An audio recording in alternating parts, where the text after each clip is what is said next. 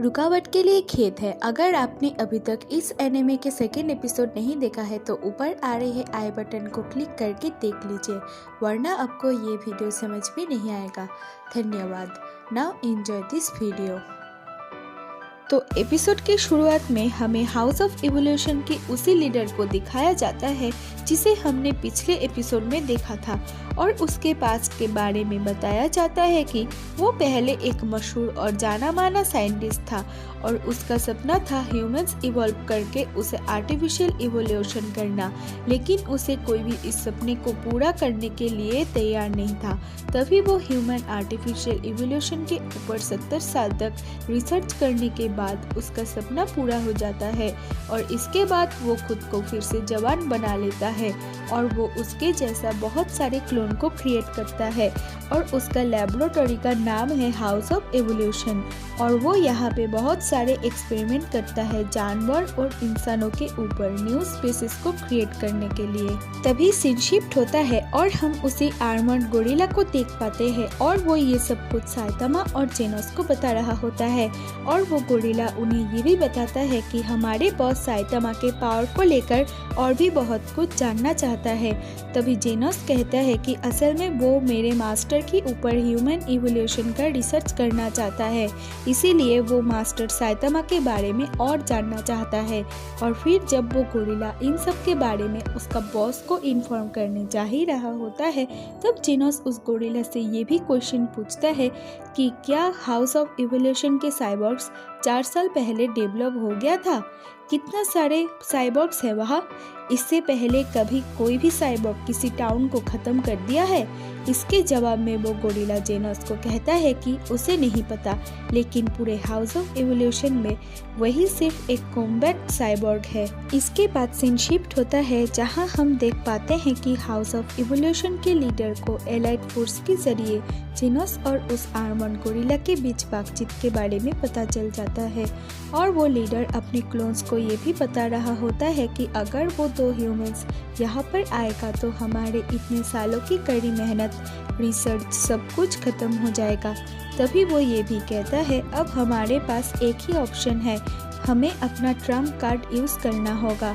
ये सुनते ही वो सभी क्लोन बहुत घबरा जाता है और वो उन सभी क्लोन्स को कार्नेज काबूटो को छोड़ने के लिए भी बोलता है, और ये सुनते ही वो सभी क्लोन्स बहुत ही डर जाता है और वो फर्स्ट फ्लोर से लेकर 8th फ्लोर तक सभी ट्रैप्स को एक्टिवेट करने के लिए भी कहता है। इसके बाद हम देख पाते हैं कि गोरिल्ला के गए हुए इंफॉर्मेशन के जरिए जेनोस और साइतामा हाउस ऑफ इवोल्यूशन पर पहुंचता है, और वहां पहुंचते ही जेनोस अपने पावर के जरिए पूरे हाउस ऑफ इवोल्यूशन के बिल्डिंग को तबाह कर देता है, और उसे तबाह करने के बाद उन दोनों को एक सीक्रेट अंडरग्राउंड डोर दिखाई देता है और वो दोनों उस सीक्रेट डोर के जरिए अंडरग्राउंड रूम में पहुंचते हैं, और तभी हमें एक क्लोन को उस कार्नेज काबूटो को शूट करते हुए देख पाते हैं, पर वो उस क्लोन को एक ही पंच में ख़त्म कर देता है।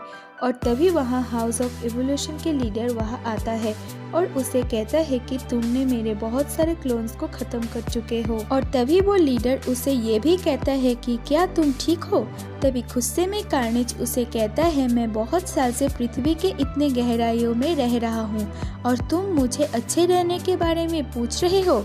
और तभी वो ये कहता है इस पूरे हाउस ऑफ इवोल्यूशन की सबसे ताकतवर वॉरियर हूँ मैं। और ये सुनते ही लीडर उसे कहता है कि तुम मेंटली अनस्टेबल होने के कारण हम तुम्हें कंट्रोल नहीं कर पाते, इसीलिए तुम्हें यहाँ बंद करके रखा गया है। और फिर लीडर उससे साइतामा और जेनोस की पिक्चर को दिखाते हुए कहता है कि एक तुम ही हो जो कि इन दोनों को हरा सकते हो, और मुझे इन दोनों को जिंदा या फिर मुर्दा लाके दो। तभी सीन शिफ्ट होता है और हम देख पाते हैं कि जेनोस और साइतामा अंडरग्राउंड में चल रहा होता है, और तभी जेनोस को पता चल जाता है कि यहाँ एक मॉन्स्टर हमला करने वाला है, और तभी वहाँ कार्नेज आ जाता है और जेनोस को एक पंच मारता है जिससे वो दीवार में धंस जाता है। और तभी कार्नेज साइतामा को कॉम्बैट एक्सपेरिमेंट रूम में फाइट करने के लिए बोलता है, और साइतामा भी वहाँ जाता है, और जब उन दोनों में फाइट शुरू होता है तब जेनोस वहाँ आकर कार्नेज के ऊपर अपना पावर अटैक करता है, पर उसे कुछ नहीं होता। लाखों कोशिशों के बावजूद भी जेनोस कार्नेज को हरा नहीं पाता।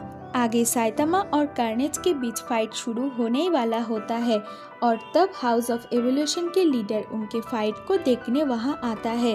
और जब उन दोनों में फाइट शुरू होता है तब कार्नेज साइतामा को मारने जा ही रहा होता है, लेकिन वो साइतामा के ऑरा देख के बहुत डर जाता है और तभी वो ये कहता है कि ये इतना ताकतवर है जिससे मैं हरा ही नहीं सकता और ये कोई नॉर्मल इंसान का पावर नहीं हो सकता।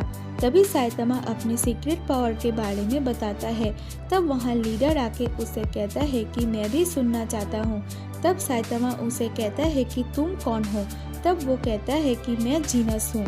और तब साइतामा उन सबको कहता है वो हर रोज 100 पुशअप, 100 सीटअप, 100 स्क्वाट्स और 10 किलोमीटर दौड़ लगाता था और ये चीज़ें करीब 3 साल तक करता है और करीब 1.5 साल के अंदर उसके सारे बाल झड़ जाता है। इसके बाद साइतामा कहता है कि वो लोग बुद्धू होता है जो खुद को ताकतवर बनाने के चक्कर में खुद को इवॉल्व करता है, लेकिन उन्हें ये नहीं पता होता कि ह्यूमंस बहुत स्ट्रांग होते हैं क्योंकि हम में खुद को चेंज करने की एबिलिटी होती है। और ये सुनकर वो सब बहुत चौंक जाते हैं और जीनस चिल्लाकर कहता है कि ये नहीं हो सकता, सिर्फ ट्रेन करने से इतना पावरफुल कोई भी इंसान नहीं हो सकता। अब जल्दी से अपना सीक्रेट पावर के बारे में बताओ। तब ये सुनकर साइतामा उसे कहता है यही मेरा असली सच्चाई है, खुद को स्ट्रॉन्ग बनाने का। और ये सुनकर कार्नेज बताता है कि अगर तुम इतना ही पावरफुल हो तो मुझसे फाइट करो। और वो बहुत ही गुस्से में ये भी कहता है कि मैं तुमसे ज़्यादा ताकतवर हूँ। तब वो अपना कार्नेज मोड को एक्टिवेट करके और भी ज़्यादा पावरफुल और डरावना हो जाता है और कहता है कि मैं तुम्हें जान से मारने के बाद पूरे टाउन को बर्बाद कर दूंगा और लोगों को मारता रहूंगा अगले सैटरडे तक। और ये कहते ही वो साइतामा को बहुत बुरी तरीके से मारता है और तब साइतामा सोचता है मैं एक बड़ी गलती करती और वो नेक्स्ट सैटरडे तक टाउन को बर्बाद करता रहेगा। और अचानक से साइतामा बहुत गुस्से में एक पंच से कार्नेज को मार गिराता है और ये देखकर वो लीडर चौंक जाता है। और तभी जेनोस उसे सैटरडे सेल के एक पेपर देके कहता है इसके लिए सेंसेई इतने गुस्से में थे। और ये कहकर वो साइतामा से कहता है अभी भी सेल खत्म होने में सिर्फ 4 घंटे बाकी है। और ये कहते ही वो दोनों वहाँ से चला जाता है और लीडर भी खड़े रह के मन ही मन सोचता है कि मुझे लगता था मेरा इवोल्यूशन ख़त्म हो चुका है, लेकिन मैं ही हूँ जो ये चेंज कर सकता है। और इसी के साथ हमारे एपिसोड 3 भी ख़त्म हो जाता है। तो अगर आपको ये वीडियो पसंद आए तो प्लीज़ लाइक, शेयर और कमेंट करना बिल्कुल मत भूलना। और अगर आप इस चैनल में नए हो और अभी तक सब्सक्राइब नहीं किया है तो प्लीज़ जाके चैनल को सब्सक्राइब कर लो और पास रहे बेल आइकन को भी ऑल पे कर दो ताकि आपको नए वीडियोस की नोटिफिकेशन मिलती रहे। तो मिलते हैं अगले वीडियो में।